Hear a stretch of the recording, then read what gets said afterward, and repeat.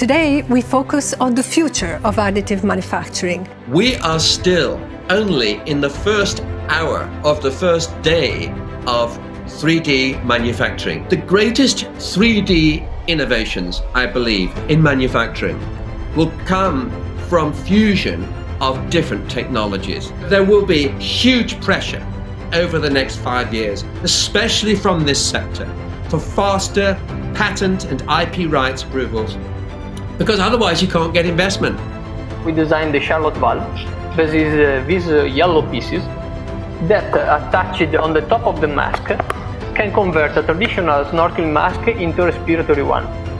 Through here pass oxygen, and then this is the outlet, and with the filter you can use on a COVID patient. The idea was explosive. In less than 24 hours, we had about 2,600 manufacturers who started on their 3D printers and start to create valves for hospitals all over the world. So I prefer to make a patent to be sure that no one will increase the price and speculate on my idea. Their vision and achievements inspire us to continue research additive manufacturing in all its aspects and potential, and strengthen our passion for developing new synergy in IP.